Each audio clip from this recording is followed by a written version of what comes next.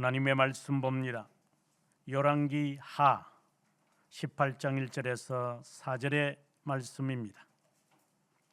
이스라엘의 왕 엘라의 아들 호세아 제3년에 유다 왕 아하스의 아들 히스기야가 왕이 되니 그가 왕이 될 때 나이가 25세라.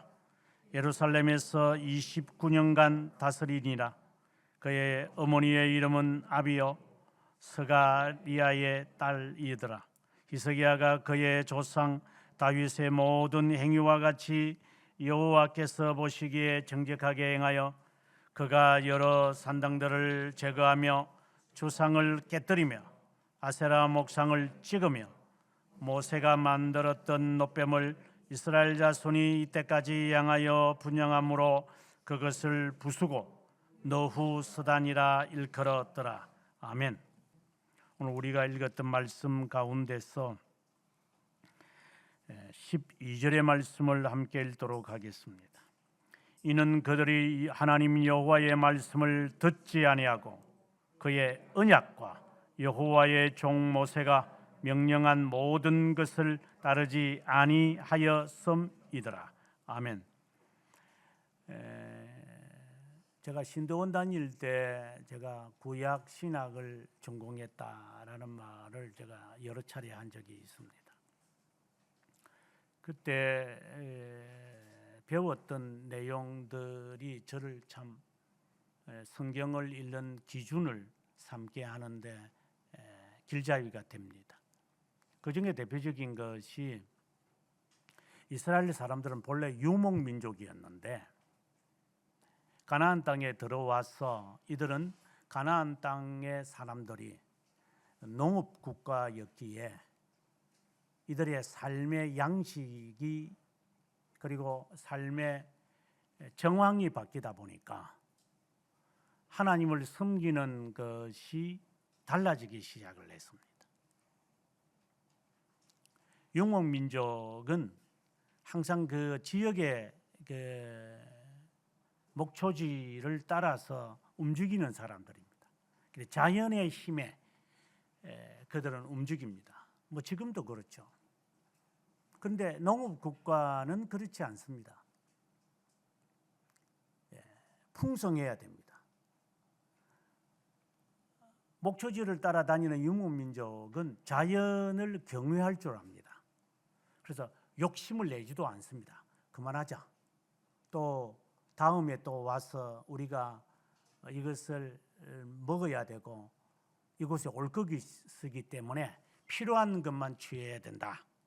이렇게 하면서 살아가는 것이 몸에 배어 있는 사람들인데 농업국가에 있는 사람들은 풍성하게 이것을 수확하려고 그러고 그것을 더 가지려고 사람들은 살아갑니다. 삶의 정황이 완전히 다릅니다. 그러니 더 가지려고 하다 보니까 그들이 어떻게 해서 풍부하게 살고 풍성하게 사느냐 하는 그 방법을 보니까 그들은 가나안의 잡신들을 섬기는 우리가 말하는 이제 바알과 아세라, 엘 사상이죠. 이런 사상을 갖는 것이 그들에게는 자연스러웠습니다. 1세대는 그렇지 않았습니다. 1세대는 농업국가에 살더라도 여전히 그 목초지를 따라 살았습니다. 야곱 같은 경우에 애굽에 갔을 때 자기는 그 목초지가 있어야 한다는 것을 요셉이 바로 왕에게 말함으로 고센 땅을 허락받습니다.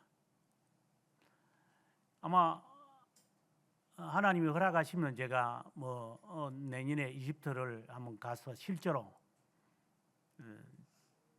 정말 제가 보고 싶은 게 몇 가지가 있습니다만은 보겠지만 그 목초지의 고센 땅 거기서 그들은 지냈습니다.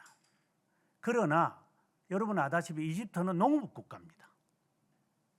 그곳에서 이들이 430년 살다 보니까 이들은 이제 이방화되었습니다. 제가 외국 생활을 하면서 제 자신이 미국화되어 가는 모습을 제가 보았습니다. 그 좋고 나쁜 거를 떠나서 이제 습관과 내 사고의 방식이 얼마 살지도 않았는데도 10년 이상 이렇게 살다 보면 그들처럼 흉내내며 삽니다. 이스라엘 백성들도 광야 생활을 거쳐서 가나안 땅에 와서 또 평생 그들이 고센 땅에서 농국 국가로 살다가 광야에서 하나님이 주시는 40년 동안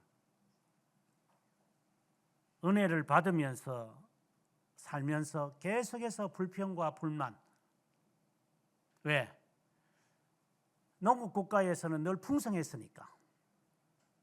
그래서 더우면은 참외를 먹고 싶고 수박을 먹고 싶고 이제 이런 데만 있으니까 쌍고생을 시키는 하나님께 불평이 그냥 쉽게 말하면 주둥이가 그 나발통처럼 나와가지고 때마다 불평합니다.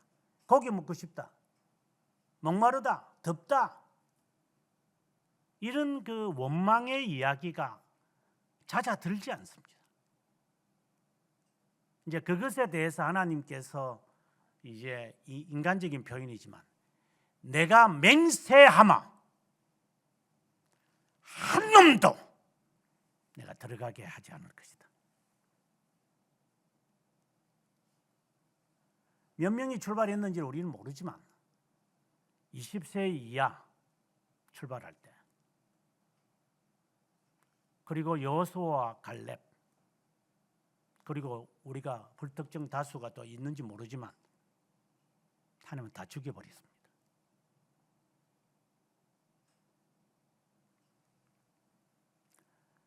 광야에서 하나님이 다 죽인다 이 말입니다.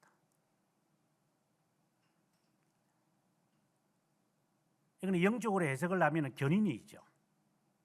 네가 한번 견뎌봐라.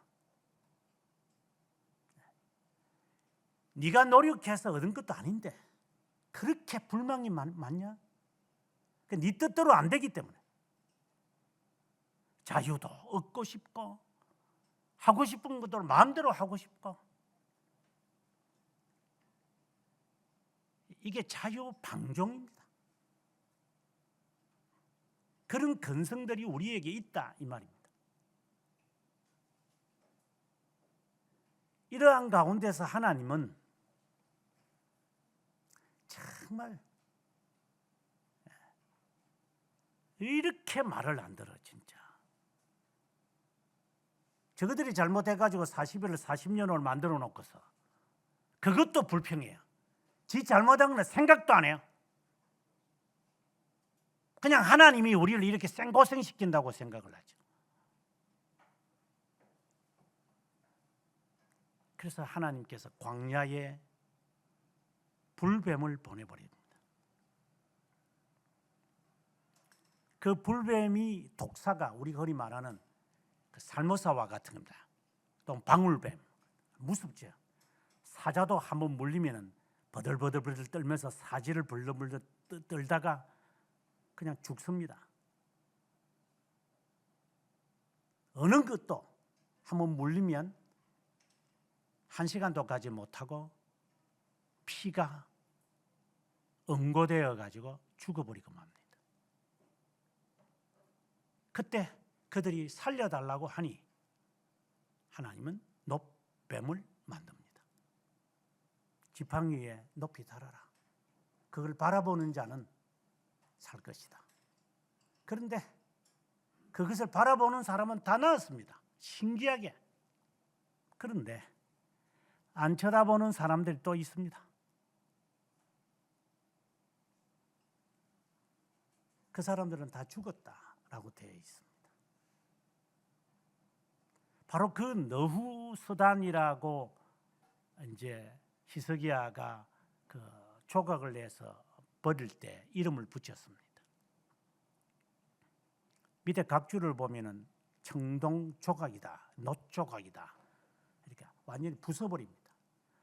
모세 시대가 언젠데 그때부터 시작을 해서 세월이 흘러서 다윗을 지나서 히스기야 때까지 수백 년을 이들은 거기에 뭔가가 효험이 있다고 모시고 삽니다. 우상 숭배죠. 그것을 히스기야가 그냥 가루로 만들어 버려서 버리고 맙니다. 정말 개혁이 일어난 겁니다. 아니, 수백 년 동안 내려오는 이 관습, 관행을 이걸 없앤다는 게 이게 보통 일이 아닙니다. 이게 좀 더 거슬러 가보면 다윗도 이걸 하지 못할 정도였습니다. 우시야 왕도 이것을 할 정도도 그 위에 나오는 이야기지만 정말 대단한 개혁을 히스기야는 이스라엘 이제 사내립에 의해서 망하는 꼴을 보면서 우리가 이렇게 살아서는 안 된다. 지금 북쪽에는 어떤 위협이 있는 것을 우리가 알고 우리가 하나님께로 돌아가야 한다. 그렇게 해서 그는 이제 개혁을 단행합니다. 나중에 이제 우시야라기도 하고 요시야라고도 하는 사람이 이제 등장을 해서 이제 성전을 청소하기도 합니다. 그러다가 율법책을 발견하죠. 히스기야의 이런 개혁은 완전한 것은 아닙니다. 완벽한 것은 아닙니다. 그래서 우리가 오늘 히스기야가 그동안에 수백 년 동안 내려오는 이 관습, 관행을 깨뜨리는 이 작업은 보통 일은 아니었으나 여기에 어떠한 결핍이 있다는 것을 깨달으면서 어느 누구도 완전할 수는 없죠. 마틴 루터도 마찬가지고 완전한 개혁을 하기는 어렵죠. 칼빈 선생도 개혁을 했지만 실제로 이들이 정말 개혁에 그렇게 관심이 있는 사람을 거의 보지 못했기 때문에 그가 정말 1000만인 가운데 한 명이라도 부활의 신앙을 가진 자가 없을 것이다. 이렇게 말했기 때문에 완벽하게 칼빈이 했다, 루터가 했다, 이렇게 말할 수는 없죠. 우리도 그렇게 하기가 어렵겠죠. 그렇다고 완벽했기 때문에 하나님이 히스기야를 전후에 이런 왕이 없었다. 나중에 요시야에게도 성경 그렇게 기록하고 있어요. 전후에 이런 사람이 없다. 근데 성격은 다르죠. 요시야는 이제 율법책을 이렇게 제사장들에 의해서 발견하고 율법책을 읽는 것을 들을 때 이 감동과 감화가 있어서 옷을 찢어버리는, 이렇게 왕의 옷을 찢어버리면서 회개하는 이제 그 장면에 대한 이야기를 들으면서 예레미야는 자, 이제 새로운 나라가 오겠구나 라고 예레미야서를 쓰면서 그런 희망과 그 기쁨의 그 차이 있습니다.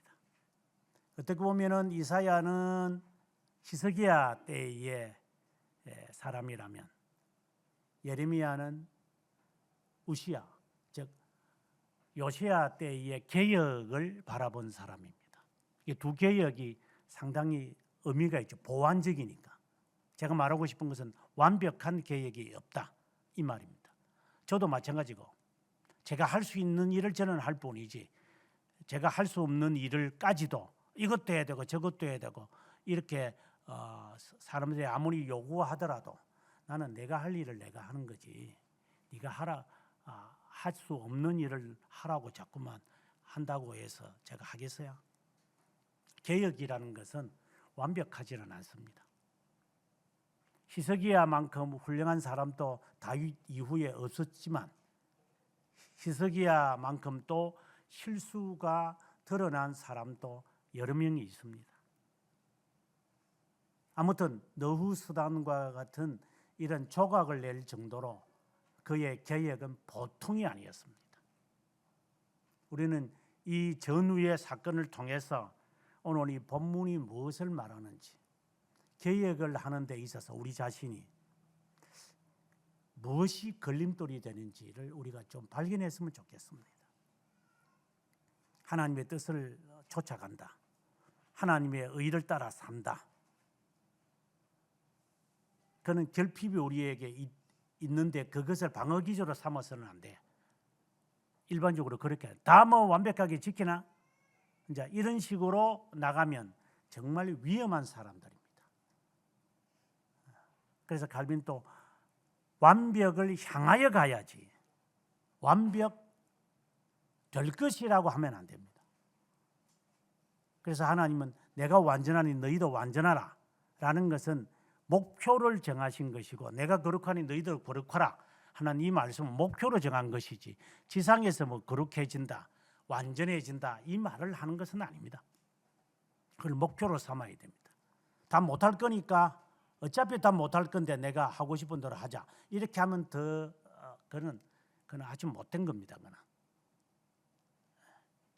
어차피 1등 못할 걸, 뭐 어차피 못할 건데 그 뭘 그렇게 내가 열심히 하겠나, 이렇게 하는 애들과 똑같습니다. 오늘 본문의 이 18장의 열왕기 하의 이 이야기는 이제 이사야 36장 37장에도 이와 같은 내용이 그대로 나오고, 그다음에 이제 역대하 29장에와 30장까지 이 내용이 그대로 반복되어집니다. 그래서 이 이사야가 이제 나중에 나오는 이야기지만, 이사야가 이것을 목도하면서 기록한 성경, 그리고 후세대의 역대기를 쓴 역사가, 그리고 열왕기를 쓴 사람들이 이 내용을 거의 각해 진술하는 것 같아요. 그걸 보면서 이 내용이 얼마나 중요하냐를 다시 한번 깨달을 수 있다고 저는 봅니다. 히스기야가 이제 왕이 될 때 북이스라엘의 왕 호세아가 3년, 그리고 이제 망하고 말죠. 이제 사네립이 사마리아로 와서 이제 그다음 우리가 7절에 보게 7절이 아니고 9절에 오게 되어지면은 이제 아수르의 왕 살만에셀이 이제 호세아 7년에 쳐들어와서 뭐 이런 이야기를 합니다. 그리고 난 다음에 13절에 가 보면 히스기야가 14년에 이제 사네비 올라와 가지고 요 유다까지 다 점령시켜야 되겠다. 이제 이렇게 해서 이제 이루어지는 이야기들입니다. 히스기야는 여기에 4절에 있다시피 이스라엘 하나님이 여호와를 의지하였는데 전후 유다 여러 왕 중에 이러한 자가 없었다. 정말 대단한 사람입니다. 나중에 23장에 가 보면은 이제 요시야에 대한 이야기를 할 때 25절에 가 보면은 요시야와 같이 마음을 다하여 뜻을 다하여 힘을 다하여 모세의 모든 율법을 따라 여호와께로 돌이킨 왕은 요시야 전에도 없었고 후에도 없었다. 자, 이런 말씀을 볼 때 요시야는 말씀을 통하여 개혁하는 그것이 있었다고 하고, 히스기야는 말씀의 이전에 관습해오는 이 관행, 이것들을 이제 청산하는 이 작업을 하는 것 같아요. 어떻게 본다면 회개의 하나의 두 측면을 우리에게 다 말하고 있는 것이 아닌가. 하나는 이제 버리는 거고, 없애야 되고, 제거해야 되고, 부숴버려야 되고, 그리고 단절해야 되고, 뭐 이런 것이 나온다면, 요시야는 말씀을 따라서 우리가 어떻게 이제 가이드를 받으면서 살 것인가, 이제 이것에 이제 초점이 맞춰 있는 것 같아요. 3절에 히스기야에 대해서 다시 평하기를 다윗의 모든 행위같이 여호와께서 보시기에 정직하게 행했다. 이거는 엄청난 칭찬이죠. 북이스라엘 사람들에 대하여 왕도 이제 호세아까지도, 여기 이제 마지막 왕 호세아까지도 언급할 때 느바스의 아들 여로보암의 행위를 벗어나지 않습니다. 참 이게 계속해서 반복되거든요. 어떻게 느바스의 그 여로보암대로 그렇게 행동을 하는지, 우리가 정치 이야기를 안 해도 마찬가지지만 하여튼 그렇게 어떻게 똑같이 하는지, 저놈들은 꼭 저렇게 하는구나, 이놈들은 꼭 이렇게 하는구나. 제가 이 나이 동안 이 조선의 이런 그 공화국들을 바라보면서 저놈들은 꼭 저렇게 하는구나, 이놈들은 꼭 이렇게 하는구나, 참 보면서 참 신기하고 놀랍고, 세월이 바뀌고 죽어도 별꼴이 되더라도 꼭 그 부르장머리는 그대로 가는구나, 이런 이제 생각을 하면서 이제 참 이스라엘 백성들의 행하는 것에 대해 하나님의 이 평가, 어떻게 이렇게 갔나. 그런데 히스기야는 그렇지 않아요. 히스기야가 유일한 자다 이 말이 아니라 아사왕도 이제 그렇게 칭찬을 받을 만한 사람인데, 그런 몇 명의 사람들 빼고는 다윗의 그 행위를 받았다라고 하는 사람을 찾기가 어려워요. 근데 오늘의 이 평가는 정말 엄청난 평가지요. 여호와 보시기에 정직하게 행하여, 4절에 가보니까 산당을 제거했다. 노수단을 만드는 것도 대단하지만 산당을 제거했다라는 것은 정말 대단한 겁니다. 주상을 깨뜨렸다. 지금 백성들이 수백 년 동안 하나님을 섬기겠다고 이렇게 해놓은 것을 그걸 깨뜨리고 산당에 있는 것을 다 없앴다. 이것은 우리의 이 습관을 완전히 뜯어 고쳤다 이 말입니다. 이건 대단한 계획입니다. 마치 성상 파괴가 일어난 것처럼 종교개혁이 일어날 때 당시에 그 사람들이 가졌던 그 숱한 그 천년, 어두움에 1000년 동안 있던 그 습관들이 있어요. 정말 대단합니다. 그 습관이라는 게.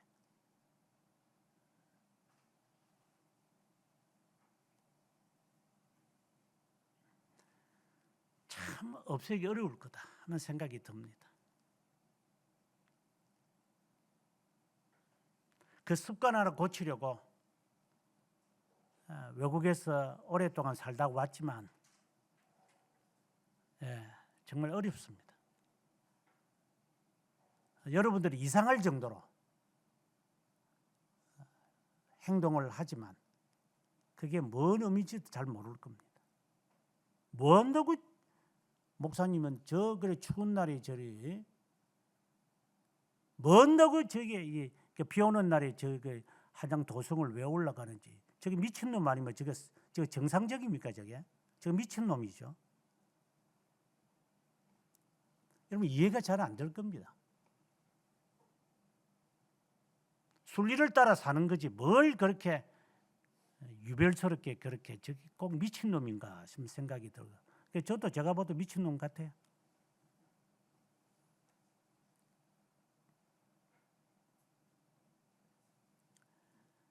주상 산당의 이 아세라와 그리고 이 바알의 주상들이 있거든요. 이 기둥 두 개가 있어요. 그 기둥이라는 것은 다른 것을 말하는 것이 아니라 그 남자의 성기를 말하는 거니까. 그래서 그날 밤에 이렇게 축제를 하면 온갖 죄를 다 지어요. 아무나 그냥 개새끼들처럼 그렇게 막 행동을 합니다. 그래서 이게 자녀를 낳게 하려고. 플라톤도 그랬으니까. 축제의 날이 되면은 네 아이비가 네 자식이 누군지를 알면 안 된다는 거야.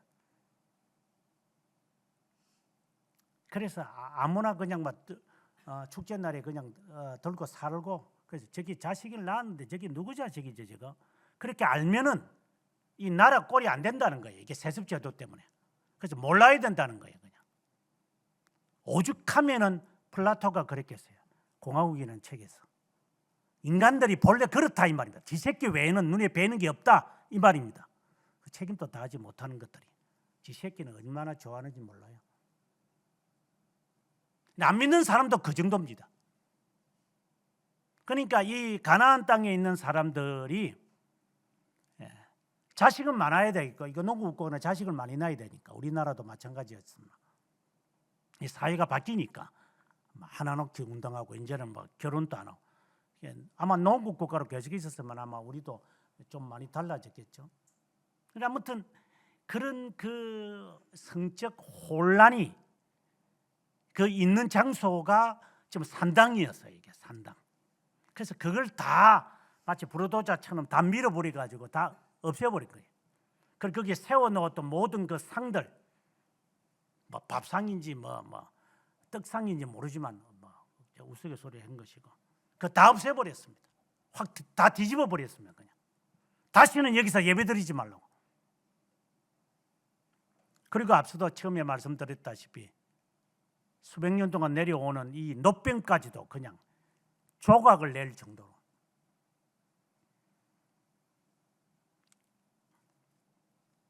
이 정도 하면서 이게 내적인 단결을 시도했습니다. 아마 히스기야 생각에 북쪽 이스라엘이 살만 에셀에 의해서 이렇게 위협을 받으면서 이게 자칫하면 우리한테까지 오겠구나라고 하면서 아마 개혁을 시도했는지도 모르고, 또 거기에 동조했는지도 모르겠어요. 우리가 하나가 돼야 된다 이렇게 하면서 뭔가를 의지를 불태웠는지 모르겠어요. 그래서 7절에 가보면 아수르를 배반했다. 아수르에게 공개 바치는 것. 제가 지난 시간에도 그 말을 했지만 뭐 광야를 몰아내는 뭐 인조 이야기를 하면서 이괄의 난의 이야기를 하면서 결국은 그 북쪽에 있는 오랑캐들이 이괄이 없는 틈을 통해서 결국은 병자호란이 생기는 거죠. 그러니까 나라가 이 꼴이 되다 아무 필요 없어. 그냥 지만 잘 되면 되는 것들이니까. 그게 우리의 피 속에 남아 있어요. 이게.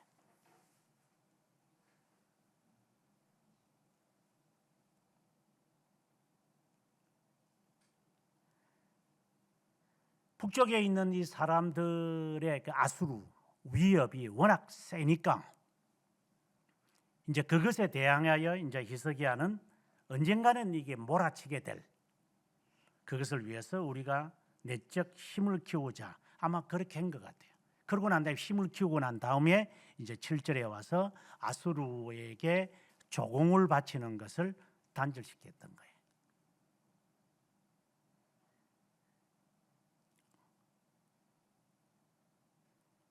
좀 한번 상상을 해보면 이제 나중 되면은 이제 여기에 14절에 이제 아수르 왕에게 또 이제 좀 이제 그 사네립을 통해서 또 어려움을 당하면서 이 조공을 바치잖아요. 이게 은 300 데나리온, 그다음에 금 30 달란트, 참 데나리온이니까 달란트 이렇게 보내는데, 그 보내는 것도 이제 그 하나님의 성전에 있는 그 금, 그거 다 해가지고 히스기야 그렇게 해요. 또 이런 거 보면 히스기야 어떤 때는 이해가 안 돼요. 아니 앞에서는 뭐 아수르를 반대해가지고 뭐 이렇게 해놓고서 이제는 또 하나님의 성전에 있는 것까지 다 긁어 가지고 조공을 바쳐버리는, 이게 뭐 업사이드 다운이 돼버리니까 히스기야의 처음에 제가 말했다시피 완벽한 개혁이라는 것을 다시 한번 우리 스스로를 이렇게 돌아보지 않나 하는 생각을 해봅니다. 아무튼 아수르를 배반합니다. 지금은 나중에는 그렇지 않지만, 그리고 난 다음에 블레셋 사람도 쳐서 지금 가자 지역, 지금 한참 문제가 되어지는 가자 지역을 그걸 다 포획해 버립니다. 뭐 이 말은 블레셋을 다 지금 이스라엘이 저게 나후가 결국 이런 정신이거든요. 이거 다 몰아내야 된다. 과거에 우리의 조상들이 이 가자 지역에 있는 사람들까지 다 몰아낸 것처럼 이들을 다 몰아내겠다. 그래서 그들이 지금 이렇게 더 후틴 반군에 대하여 더 극렬하게 정말 참혹하잖아요. 하지만 그들의 그 정신 속에는 그 뿌리 깊은 이러한 정신들이 있어요. 블레셋은 다 쫓아내야 된다. 이런 것이 그들에게 있는 거예요, 실제로. 그리고 난 다음에 이제 4년이 세월이 흘렀습니다. 이제 호세아가 이제 몰락하는 위치 때 살만 에셀이 와서 사마리아를 에워싸고 3년 후에 완전히 없애버립니다. 그러면 수년을 걸쳐서, 그러니까 히스기야가 6년이 됐을 때, 그러니까 한 2년 반, 약 3년을 이제 그 북쪽이 포로로 잡혀가지고 고생을 하고 쫄딱 망하는 것을 봅니다. 그리고 10절에 망했다라고 되어 있습니다. 그리고 이제 이 이스라엘 사람들을 과거에 남유다가 바라볼 때 우리 형제라고 했으니까, 우리가 지금 북한 사람들을 보고 형제다 막 그러는데 저는 잘 이해가 안 되죠. 형제긴 뭐 형제인데 북한 사람들이 한국어를 쓴다고 형제입니까? 단절된 지 벌써 7, 80년이 다 돼가는데 뭐 형제입니까?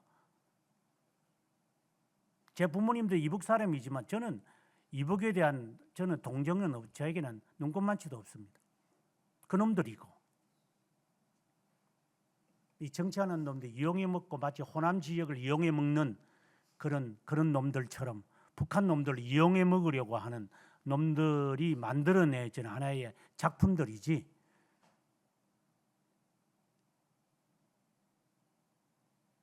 뭘 다를 게 있어요.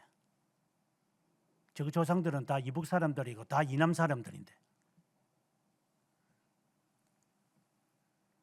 아무튼 이 북쪽의 이러한 그 열지파 이 사람들은 사마리아가 몰락을 하면서 이게 디포티가 돼버린 겁니다. 다 이주를 다 뿔뿔이 헤어지도록 만들어버려요. 참 마음이 안타깝죠. 망했다 이 말입니다. 나라가 망했다 라고 말하면 됩니다. 다 뿔뿔이 헤어졌죠. 그래서 사마리아의 혼혈아들이 이제 생기게 되어지는 겁니다. 똑똑한 사람들은 다 잡아갔고, 그리고 어지기 떠진 것들만 이 북이스라엘에 남겨놨다. 그래서 소가성 여인의 사건을 보면은 이 이야기를 잘 알 수 있어요. 유대인들이 얼마나 사마리아 사람들을 우습게 보고 있는지. 자, 이제는 남아있는 게 바로 남유다입니다. 그래서 그 다음 왕인 사네립이 이제 저것도 없애자. 이제 얘기된 것이 오기 시작한 겁니다.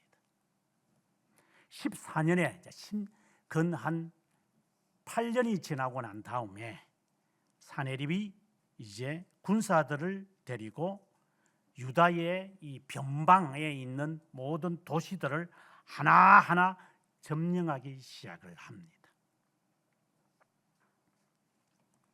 그러고 난 다음에 히스기야에게 라기스로 사람을 보내어 가지고, 이제 히스기야가 라기스로 사람을 보내어서 우리 여기 예루살렘까지는 오지 않게 되려고 조공을 바친 겁니다.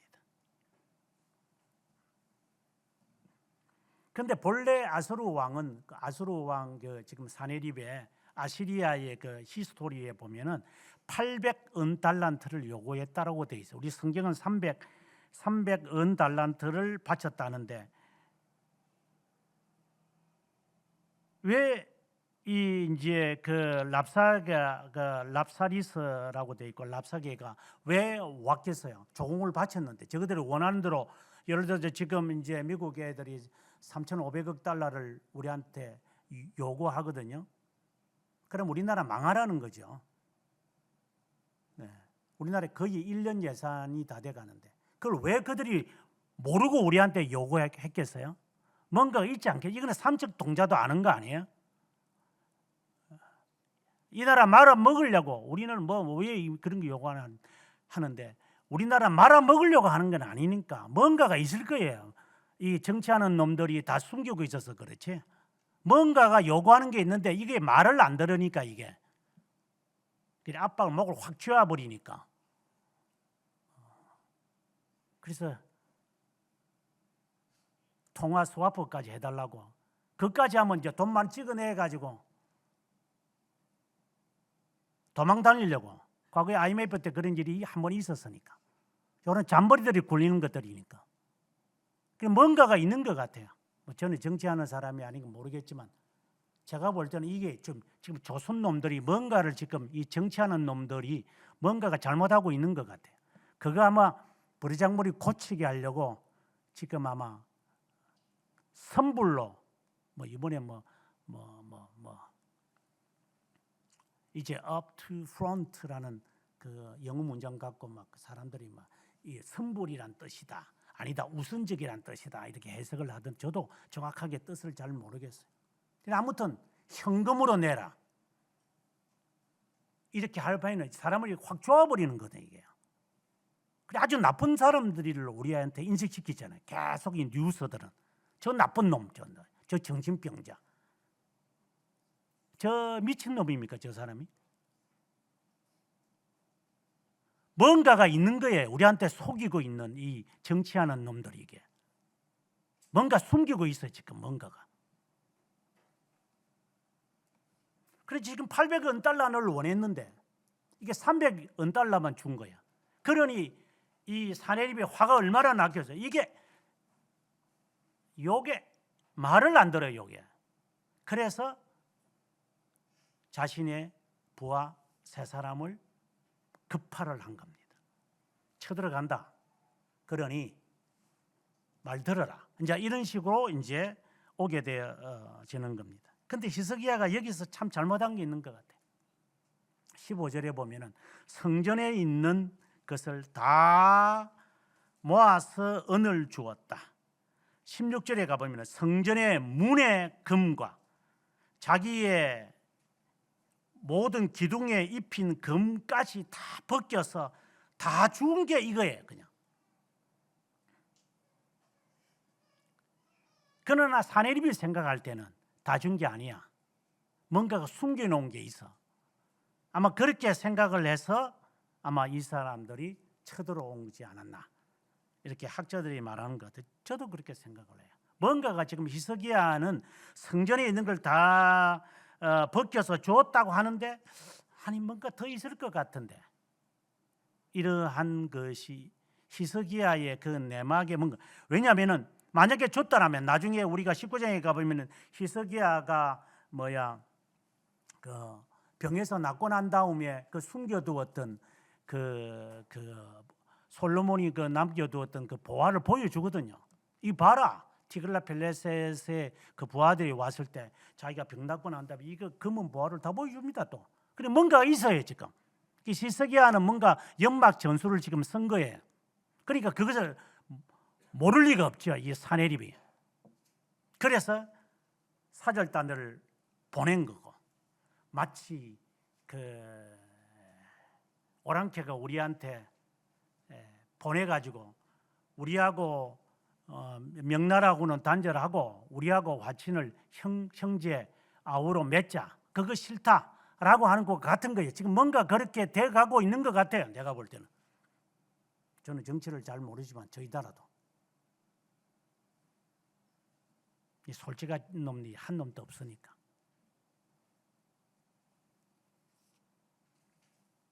그러나 히스기야는 뭔가가 속이려고 하는 게 아니라 남겨두어야 할 것이 있다라고 하는 것을 이제 나중에 가서 알게 되는 것 같아요. 그러고 난 다음에 17절에 가보면은 세탁자의 밭에 있는 큰 길에 그들이 그 사절단들이 서서요. 근데 이거는 참 중요한 위치예요. 왜 그런가 하면 예루살렘에서 뭐 이때 뭐 많은 경이 없었을 거니까 예루살렘에 들어올 때 예루살렘 성에서 많이 바라볼 수 있는 장소가 바로 세탁자의 밭에 있는 큰 길이에요. 그러니까 히스기야가 머리를 굉장히 빨리 돌린 것 같아요. 거기에 있어라, 거기에. 그러니까 내가 다 볼 수 있도록 너희들이 어떻게 움직이는 것을 볼 수 있는 너희의 전경 전체를 다 볼 수 있는 위치에 있어라. 고 했고 이제 또 이 히스기야도 이 세 사람의 그 제사장을 비롯해서 세 사람을 보내어 가지고 그것에서 만나 가지고 이제 대화를 하게끔 만드는 히스기야가 어떻게 본다면 굉장히 전략을 잘 쓴 것이 아닌가 하는 생각을 해봅니다. 하지만 랍사게는 이제 여기에 머물지 않죠. 이제 랍사게는 이제부터 이제 연막 전술을 쓰기 시작을 하는 겁니다. 저는 여기서 마음이 참 힘들어요. 뭐 그 이루어지는 이야기들은 여러분 쭉 보지만 결론적으로 말을 한다면 36절에 가보면 백성이 잠잠하고 한마디도 그에게 대답하지 아니하니 이는 왕이 명령하여 대답하지 말라 하였다. 히스기야가 이야기한 것 같아요. 이 예루살렘에서 내다볼 수 있는 그 지역에서 고함을 칠 때 히브리어로 랍사게가 말을 하거든. 그러면 성 위에 살고 있는 성 곁에 성 바로 앞에 뭐 앞뒤로 살고 있는 백성들, 뭐 우리나라 남대문도 그렇고 뭐 지금은 서대문이 없어졌지만 도남문이라든가 이게 과거에 한 100년 전에 사진을 보면은 막 거지들이 그냥 그 옆에 뭐 좌우에 그냥 막 우죽순으로 그냥 막 초가집으로 살고 아이들이 그 벽 위에 걸어 다니고 이런 사진들이 많거든요. 뭐 성이라고 해서 뭐 지금처럼 근사하게 있는 게 아니고 막 온갖 사람들이 잡탕의 사람들이 성 안이나 밖이나 다 살았어요. 그리고 남대문 요 조그마한 요 안에 들어오는 통로 하나 있는데 그 통로 옆에도 전부 다 지금 그 노무자들처럼 노숙자들처럼 막 저 텐트 치 가지고 사는 사람들 보면 막 그냥 쫙 깔려 있었어요 당시에. 100년 전에도 그랬는데 뭐 그 전에는 얼마나 사람들이 거지들이 많았겠어요. 영화에서 말한 거는 전부 다 저것들은 그냥 다 만들어낸 것들이고 거지들이 너무나도 많습니다 당시에.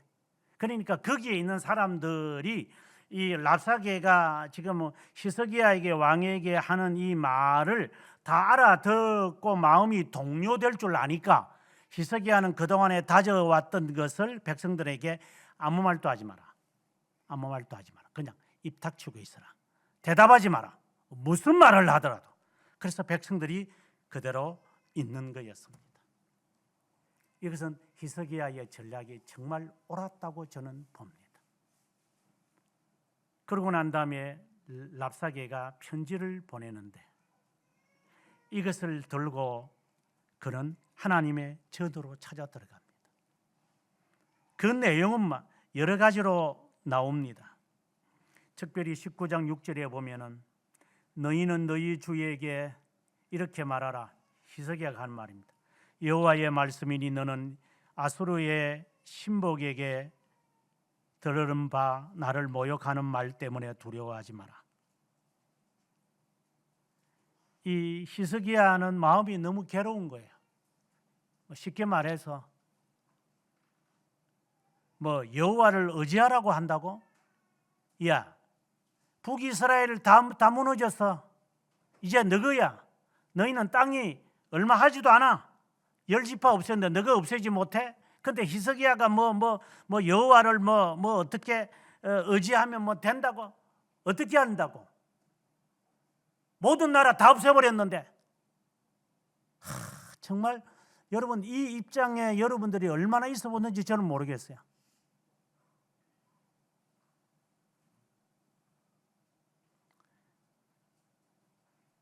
(20절에) 보면은 참 비웃는 것도 정말 기교 있게 비웃는 것.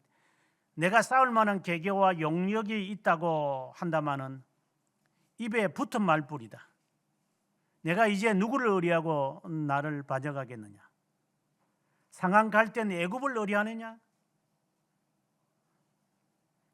더 심한 것은 23절에 가보면 내가 말을 줄 테니까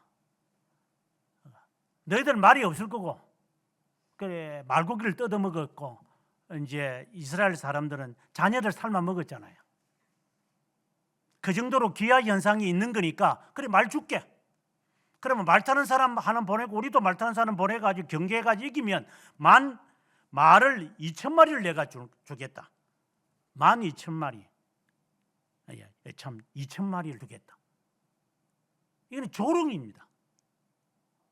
남한산성에 같이 있을 때 사람들이 그 영화에도 그 보면은 그 킹덤이라는 그 이 영화에도 그렇게 나왔습니다만은 사람 고기를 먹어서 사람들이 다 이렇게 좀비가 되었다 이러더만. 말을 다 먹었죠. 사람들 배가 고프니까. 혹설에 의하면 사람도 먹었을 것이다. 갇혀 있으니까 그 추운 겨울날 먹을 게 어디 있습니까? 한강은 다 얼어버리고 지금 잠실 운동장에 있는 그 잠실 지금 그 호수 있는 거기에 이놈들이 딱 완전히 개미떼처럼 쫙 퍼져가지고 있는데 어디 가서 그 남한산에 거기에 있으니까.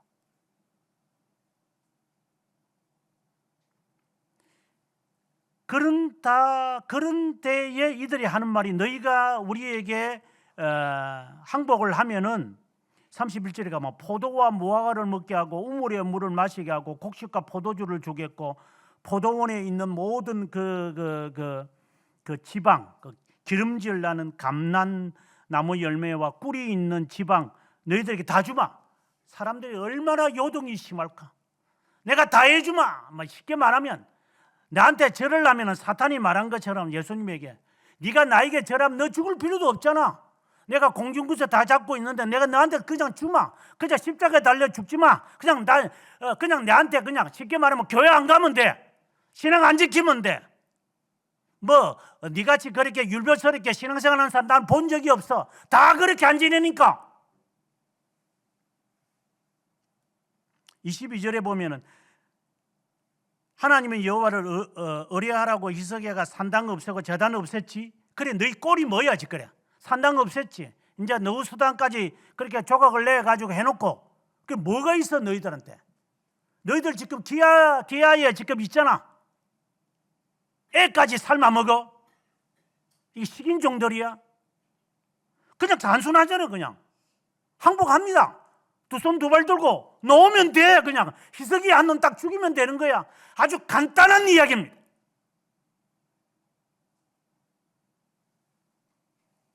더 심한 것은 25절에 가보면 여호와의 뜻이 아니고서야 내가 이곳에 왔겠느냐.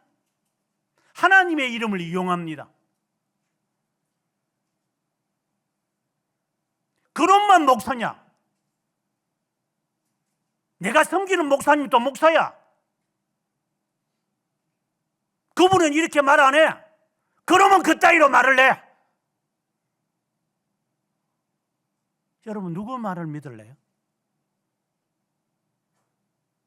상황은 하나도 나은 게 없습니다. 뭐가 된 게 있습니까?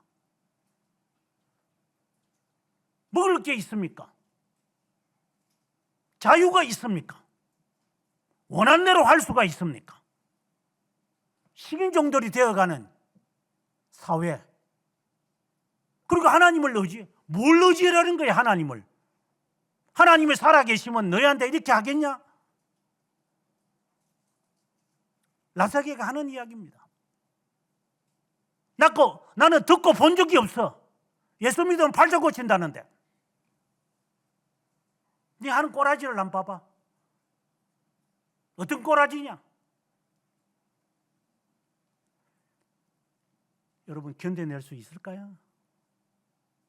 견뎌보신 적은 있습니까?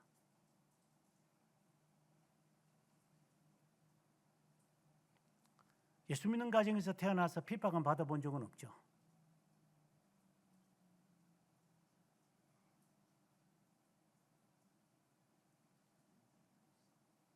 매를 맞으면서 신앙을 지켜본 적은 없죠.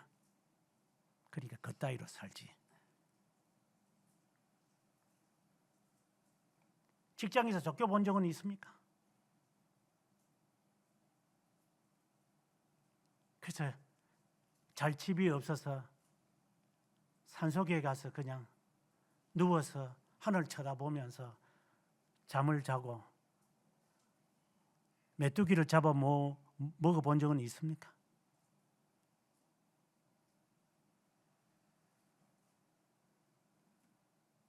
뭘 했겠어요? 네 하는 꼬라지를 보니까 그런 거 아닌 것 같다.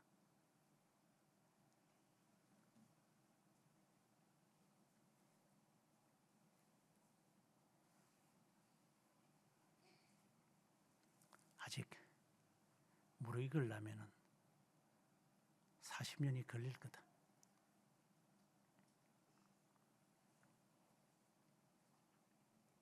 (27절에) 랍사게가 성 주위에 살고 있는 사람들에게 말합니다. 성 위에 앉은 사람들도 너희와 같이 자기 대변을 먹게 하고 자기 소변을 마시게 하신 것이 아니냐.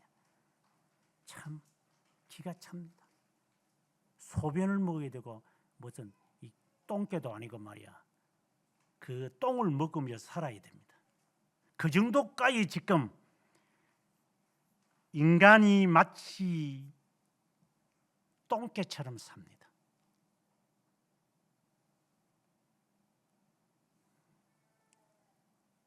그러면서 너무나도 잘합니다. 히스기야가 너희한테 말하지 여호와를 의뢰하라고? 듣지 마라.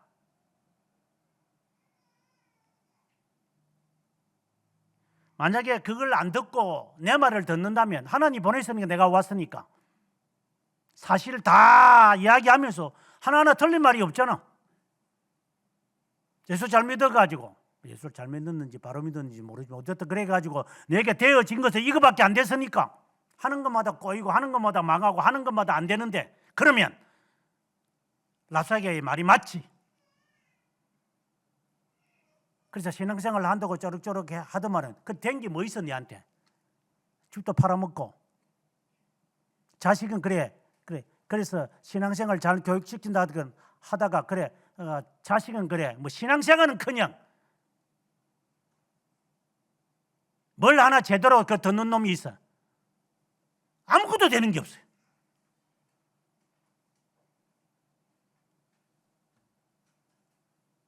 뭔가 숨을 쉬어야 되는데 숨을 쉴 수가 없을 정도로 그냥 몰아가니까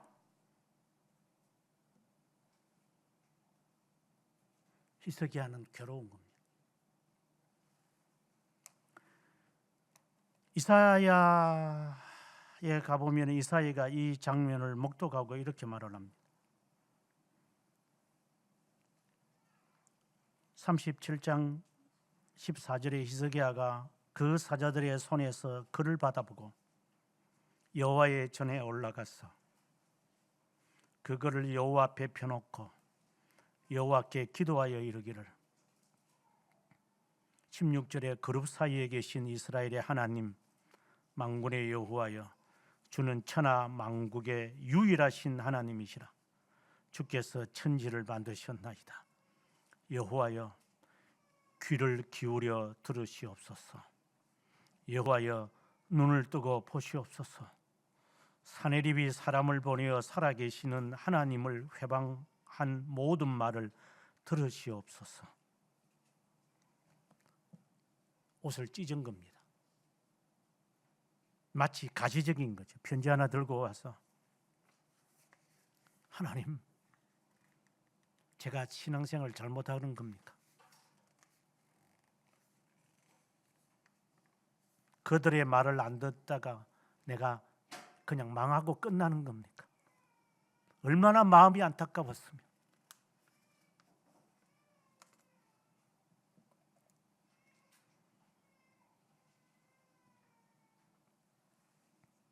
좀 잘 됐으면 좋겠죠. 그래서 봐라. 내가 좋은 선택을 해가지고 내가 이래 잘 풀렸다. 아마 여러분 그렇게 말하고 싶을 거예요. 그런데 하나님의 대답은 뭐죠? 하나님은 이렇게 이야기합니다. 이사야 37장 5절에서 히스기야의 왕의 신하들이 이사야에게 나아가며 이사야가 그들에게 말하기를 너희는 너희 주에게 히스기야에게 이렇게 말해라. 너희가 들은 바 아수르 왕의 종들이 나를 능욕한 말을 여기서 분명히 아셔야 됩니다. 너를 능욕한 게 아니라 나를 능욕했다.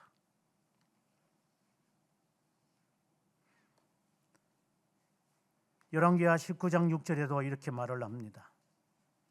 너는 아수르 왕의 신복들에게 들은 바 나를 모욕하는 말 때문에 두려워하지 마라. 히스기야를 죽이려고 하는 것이 아니라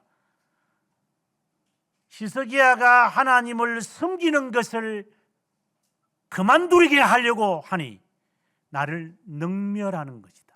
하나님이 분명히 나를 욕한 거다. 너 괴로워하지 마라.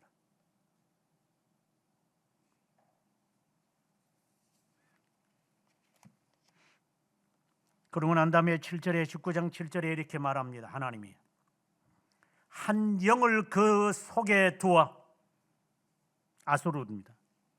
그로 소문을 듣고 그 본국으로 돌아가게 하고 그 본국에서 그에게 가서 죽게 하리라 하셨느니라.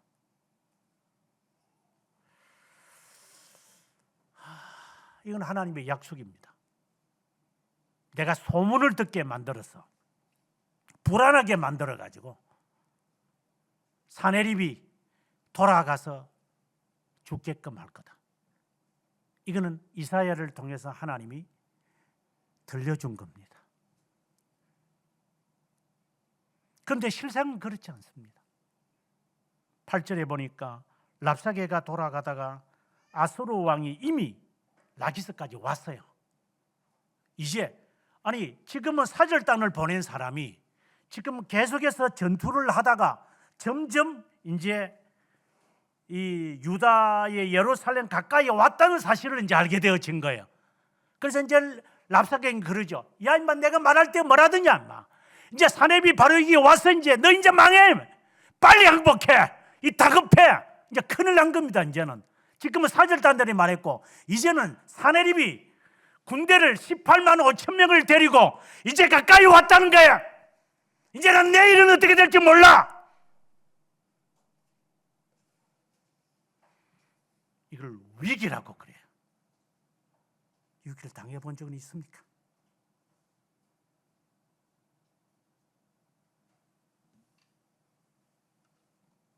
아직 안 당했으면 지옥 갈 준비하십시오.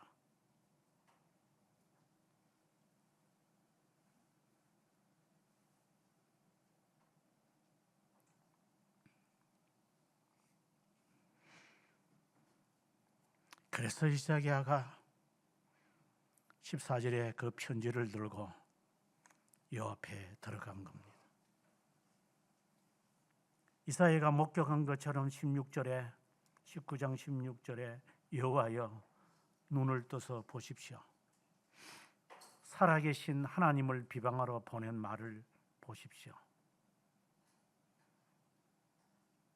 그들의 신은 그러니까 아수르를 반대한 여러 왕들의 신들을 불에 던졌고 신도 아닌데 나무와 돌뿐인데 다 쑥대밭이 됐습니다. 이제 남은 건 나 하나. 우리를 그의 손에서 구원해 주십시오.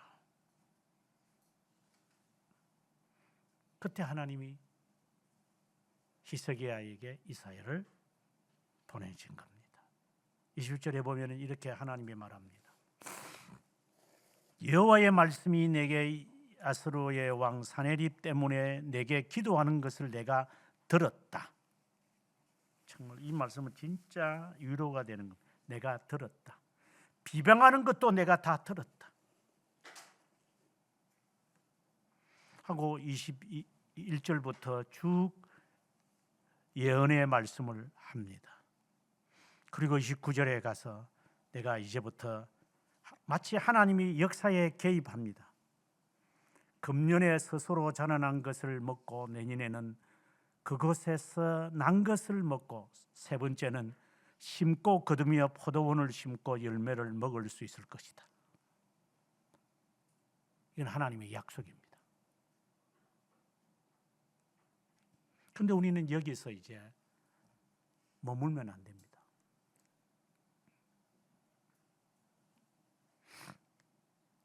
34절에 하는 말이 내가 나와 나의 종 다윗을 위하여 이 성을 보호한다. 이건 분명히 아셔야 됩니다. 너 기도 때문이 아니, 기도는 내가 들었다. 하지만 너 기도 때문에 내가 하는 것은 아니다. 나와, 하나님 말씀, 나와 나의 종 다윗 때문에 내가, 이것 언약을 말합니다. 내가 맺은 언약이 있다. 히스기야는 그 언약을 지키려고 했다. 그래서 나를 위하여 내가 하마. 그래서 37장 35절에 보면은 내가 나를 위하여 내 종 다윗을 위하여 이 성을 보호하며 구원하리라. 너 때문이 아니다. 하나님이 자신을 위하여, 이거는 자신의 영광이죠. 이건 또 다른 말로 한다면 내 영광을 너에게 주리라. 그래서 하나님의 영광이 우리에게 비춰지는 것을 말합니다. 그날 밤에 하나님의 사자가 아수르 18만 5천 명을 다 죽여버렸습니다. 사내립이 큰일 났습니다. 돌아가서 지 새끼들한테 칼 맞아 잠을 잘 자다가 피곤해서 잠자다가 그날 밤에 두 아들이 와가지고 그를 칼로 찔러서 죽여버립니다.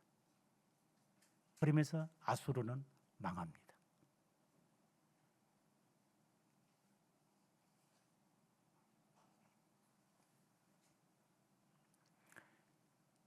우리가 어떤 위기를 직면할 때 여기서 분명히 배워야 할 진리가 있습니다. 언약의 백성은 금세 알아차립니다. 아, 이건 하나님께로부터 시작한 거구나. 하나님, 저는 억울합니다. 그래서 하나님, 내 원통함을 풀어주십시오 라고 우리는 기도를 하지만 하나님은 그 기도를 들으시더라도 하나님이 행하시는 것은 나를 위해서 하마, 다른 말로 내 언약을 지키마, 너를 위해서가 아니다. 하나님은 언약을 지키는 겁니다. 히스기야 때문이 아니라 언약의 백성이기 때문에 하시는 겁니다. 이걸 잊어버리면 안 됩니다. 내가 이렇게 했기 때문에 하나님께서 나에게 복을 주셨다, 주어도 말을 하면 안 됩니다. 하나님을 위하여 하십니다. 하나님은 내 억울한 것, 내가 이래 창피스러워서 못한, 아직 너는 덜 됐어. 언약을 기억하십시오. 하나님이 언약을 지키시려고 하시는 거지 네 개인에, 칼빈이 말한 것처럼 하나님은 개인보다도 교회를 우선순위 합니다. 참된 교회를 말하죠. 그리고 그 교회는 가시적 교회를 배제할 수는 없겠지만 그것보다는 교회의 머리는 그리스도요, 몸도 그리스도십니다. 그리스도를 위하여 하신다, 이 말은 구원의 백성을 위하여 합니다. 내가 이렇게 함으로 구원의 백성을 어떻게 모든 자를 구하는 게 아니라 구원의 백성이 10명이라도 있으면 하나님은 그 성을 살립니다. 지금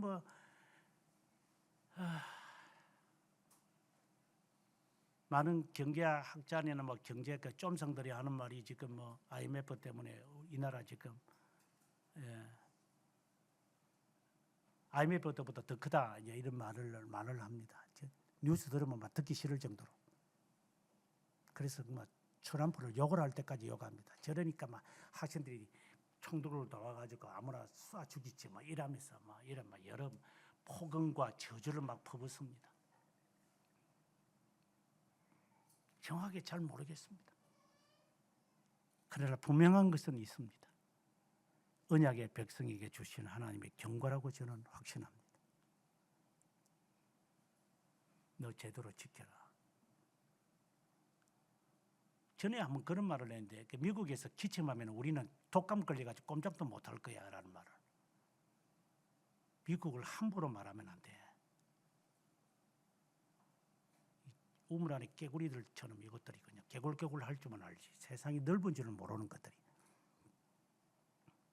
미국에서 한번 저거 한다고 왜 세상 이 경제가 이렇게 엉망진창이 됩니까? 중국이라는 나라가 저 정도로 까불다가 저렇게 쫄딱 망하는 지금 위기에 들어갑니까? 그 히토 때문에 히토 그 때문에 미국 경영 미국하고 다시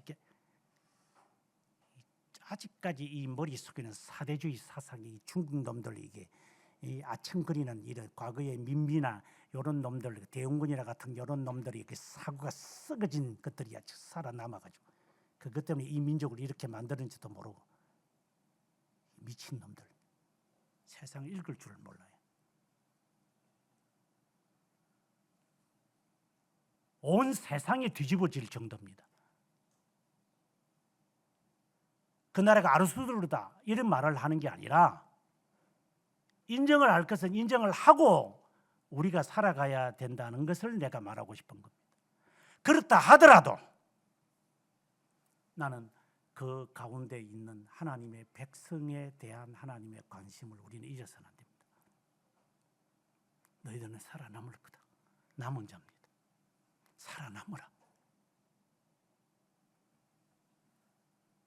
그래서 유대인들에 대해서 너무 폄훼할 정도지만 이 트럼프는 노골적으로 말하잖아요.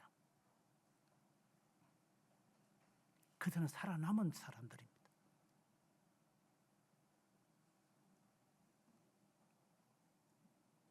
그들은 사는 방법을 그거 하나 못 없앱니까? 못 없앱니다.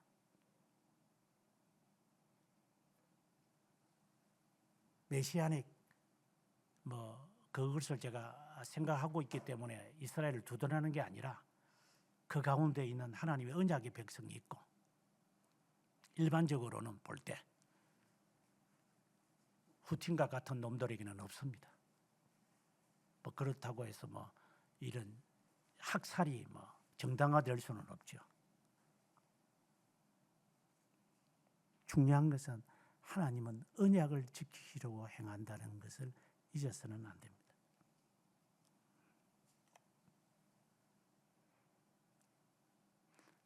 히스기야의 기도 때문이 아니라는 것을 명심하십시오. 그러나 히스기야의 기도는 옳은 겁니다. 해야 합니다. 얼마나 힘들었으면 그가 옷을 찢으며 하나님 앞에 울부짖었겠습니까? 그는 살아남기 위한 어떻게 보면 그의 발버둥입니다. 더 심하게 말하면 발악입니다. 하나님 지켜야 되니까 살아야 하니까 그리고 이 순간을 내가 견디고 생존해야 되니까 그래서 기도할 수밖에 없고 하나님 전에 나올 수밖에 없는 것.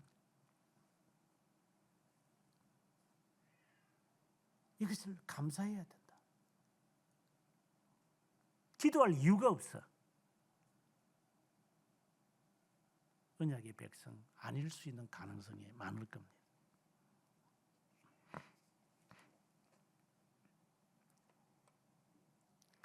우리는 예수 그리스도께서 38년 된 병자 요한복음 5장에 보면 나옵니다. 아무도 도울 사람이 없습니다.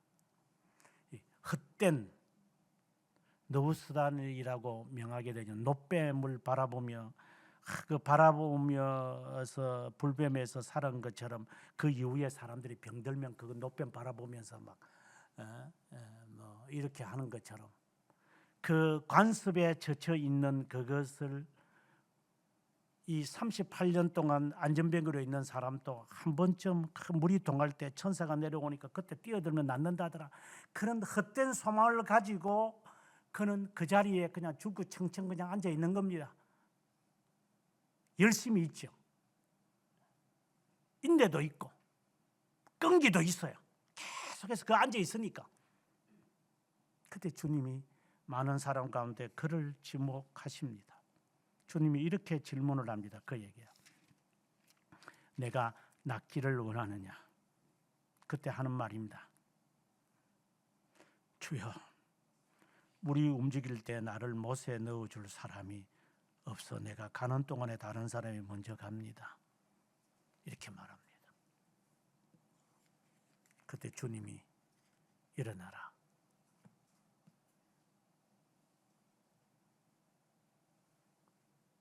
그는 일어나서 걸어갑니다. 미신에 얽매여 사활을 걸지 말라는 겁니다. 주님을 만난 자.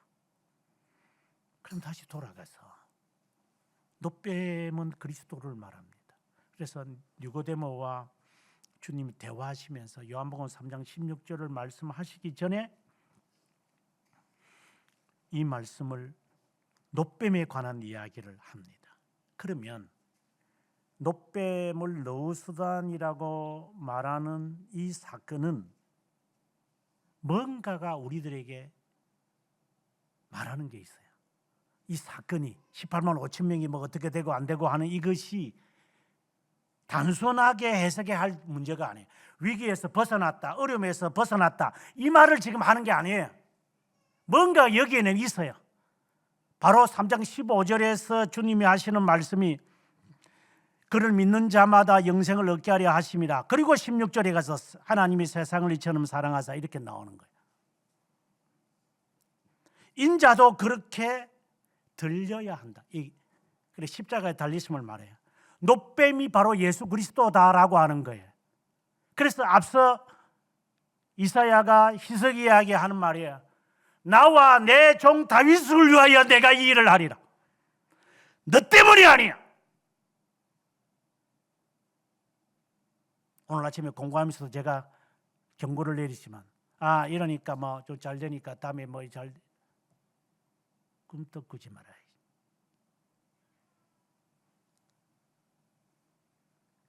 내가 이렇게 작정 기도하고 이러니까 하나님께서 내 기도 들으시고 응답하시겠지. 꿈떡 꾸지 마라. 하나님은 하나님을 위해서 하신다. 이것이 나의 선이다.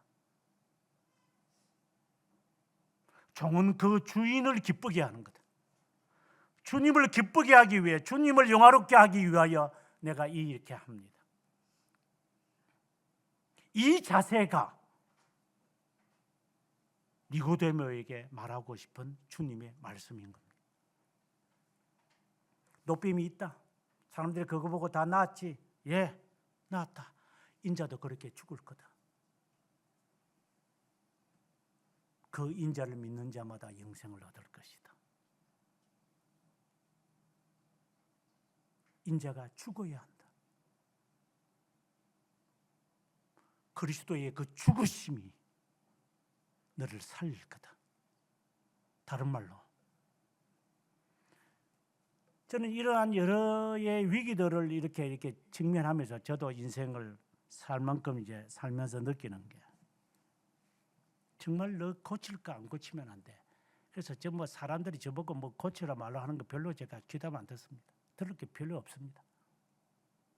네가 아마 인생을 좀 덜 살아서 그따위 소리 하는가 보다.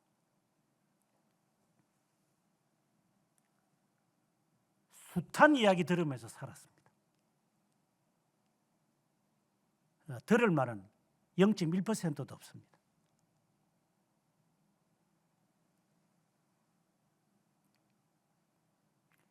이 말은 인간을 의지하지 말라는 이 말을 제가 하고 싶은 겁니다. 네가 인간을 의지하면 의지할수록 언약과는 거리가 멀 거다. 이거 합리적인데요. 이건 합법적인데요. 이거는 정당하잖아요. 이게 되는 게 맞잖아요. 그것이 틀렸다는 것이 아니라 하나님을 바라보는 것이 더 너에게 중요하냐를 보는 거다. 사라가 태가 끊어진 것을 알지만 그는 하나님을 믿어요. 누가 몰라요? 그렇게 하는지.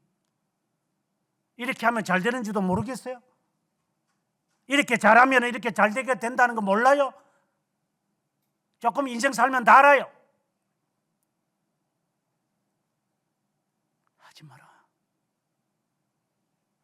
의인은 하나님의 의로 말미암아 살리라 함과 같으니라. 알지만 하나님은 저는 인정을 하지만 그들을 의지하지는 않습니다.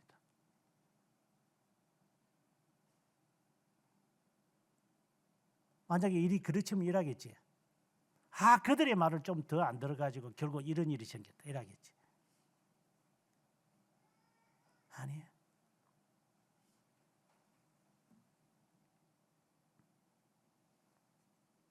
그리스도가 십자가에 죽으셔야 너희가 사는 것처럼 우리도 죽어야 하리라. 그리스도와 함께 죽고 그리스도와 함께 사는 것처럼 영생을 얻고 믿음을 가진 자의 삶은 그렇다. 죽고자 하는 자는 살 것이라는 말씀처럼 나는 그리스도 안에서 죽을 거다. 이 마음을 우리가 얼마나 가지고 있느냐에 달려 있습니다. 히스기야를 한번 보세요. 그는 어려움을 직면하더라도 그는 수백 년 동안에 있는 관습을 깨뜨립니다. 그거 별로 중요하지도 않지만, 그리고 백성들은 기아 현상이 있더라도 오늘은 이 자식 먹자는데 내일은 저 자식 안 준대요 라고 하는 사람들의 그런 참혹함 가운데도 이 백성들은 히스기야의 말을 듣고 한 마음으로 딱 뭉칩니다. 그거 믿지 말라고 그렇게 랍사게가 여러 말로 괴롭히고 바로 눈에 바로 보이는데 지금 사내립이 바로 오고 있는데도 이는 하나님을 믿으라고 말합니다.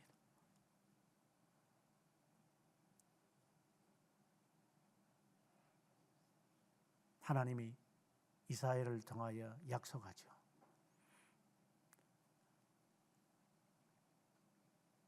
그래서 제가 한번 새벽기도 때 이런 말을 했습니다. 여러분들은 여러분의 미래를 봤습니까? 어떻게 죽을 것 같아? 알고나 사나 지금? 언제 죽을 것 같아? 어떻게 살 것 같아? 네 새끼는 그걸 압니까?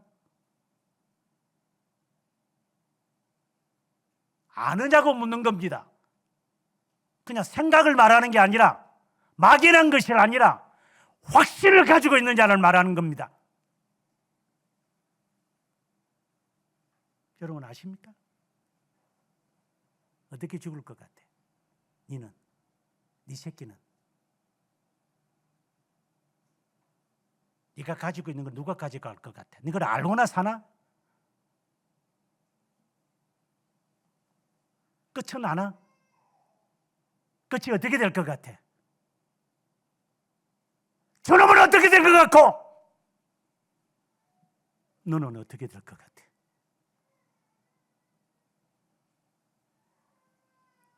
그 소망 갖고 삽니까? 이 신비주의 같이 들립니까?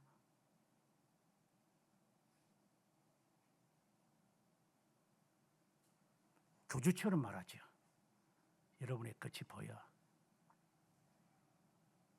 이 교주들의 말처럼.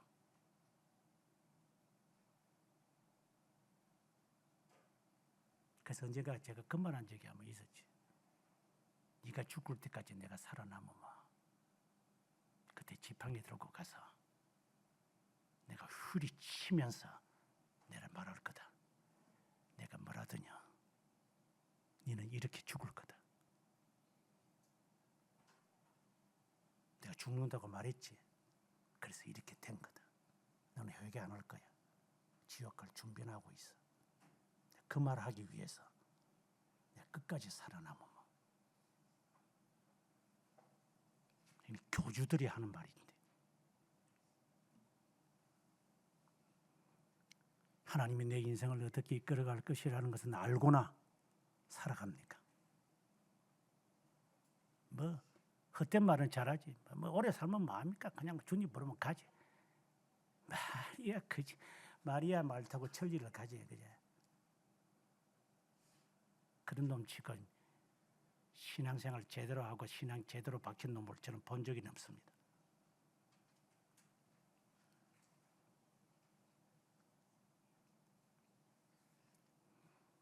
죽어야, 무엇을 죽여야 되는지. 그래서 하나님의 말씀, 히스기야야, 너 때문이 아니다. 나와 내 종 다윗을 위하여, 너희들이 바라봤기 때문에 낳는 게 아니다. 그리스도의 죽으심으로 너희가 용서를 받는 거다. 우리의 공로는 어떤 것도 없습니다. 하나님, 그냥 당신입니다. 당신이 그렇게 매달리셨기 때문에 나에게 나아졌다는 거 이제 내가 깨닫게 됩니다. 그래서 주님이 그 어려움을 당하셔서 목마르다까지 하셨는데, 하나님이 제가 목마르죠.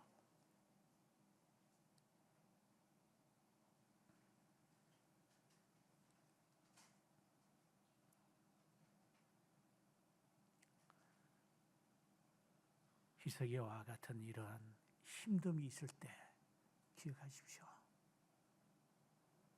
아무개야, 나와 언약을 지키기 위하여 내가 아마 그 음성이 아직 안 들렸다면 나는 아직 계획이 덜 일어난 겁니다.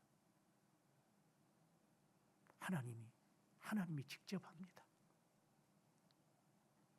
그래서 18만 5천 명도 하나님의 한순간에 다 죽여버립니다. 왜 낫게 하지 않습니까?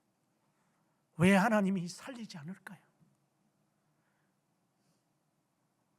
버려야 할 것이 있기에 빨리 버려라. 그럼 시간은 더 걸릴 거다. 네가 기도하면서 이거 뭔가가 내가 이거는 버려야 될 것 같은데 아직도 집구석에 처박아 놓은 거 있다면 빨리 버려라. 그거 필요 없을 거다. 그때 하나님이 내가 나를 위해서 아마, 그러면 여러분 자연스럽게 찬송이 입에서 나올 겁니다. 그래서 오늘 아침에 조지사님 보고 찬송 하나 좀 바꾸십시오. 그래서 오늘 갑자기 258장을 부른 겁니다. 샘물과 같은 보혈 임마누엘의 피로다. 내 죄를 속기 원하네 라고 하는 그 찬송을 신청을 해서 같이 불러보았습니다. 여러분의 가는 길에 걸림돌은 1차수는 사탄이고, 두 번째는 여러분이 가지고 있는 그 습관이고, 세 번째는 세상입니다. 살펴보시기 바랍니다. 그리고 두려워하지 마십시오. 하나님이 살립니다.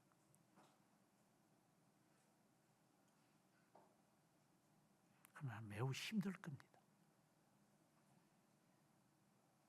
하나님이 살리시는 과정까지는 매우 힘들 겁니다. 그걸 겪어보셔야 합니다. 그래야 자신이 언약의 백성임을 진실로 감사할 때가 올 겁니다. 아브라함과 이삭과 이스라엘의 하나님 아버지, 하나님의 자녀를 눈동자처럼 보호하시는 하나님 아버지, 젊으면 젊을수록 겪어야 할 일들이 얼마나 많을 것이고, 나이가 들면 들수록 겪어야 할 것이 남아 있을 것인데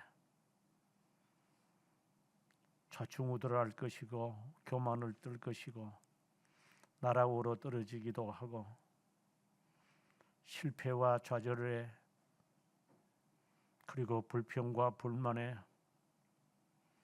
감사와 찬송에 여러 좌표들이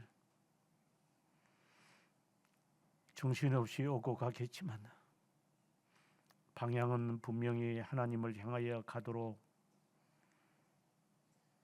인도하시는 하나님께 감사를 드립니다. 히스기야처럼 그 엄청난 위기를 직면하지만 이사야를 통하여 들려진 하나님의 약속, 나의 이름을 능욕하는 말을 내가 들었노라. 나와 나의 종 다윗을 위하여 내가 이 일을 하리라. 오늘 밤 하나님의 약속하신 것이 이루어지는 것을 볼 때 히스기야의 그 겸dim이 얼마나 수년을 통하여 겪어왔는지, 하나님, 우리가 마치 히스기야처럼 그런 순환과 기아의 현상과 괴로움에 있을 때마다 우리가 내려놓아야 하고 버려야 하고 부인해야 되는 것들이 무엇인지를 우리가 하나씩 깨달으면서 그리스도 외에는,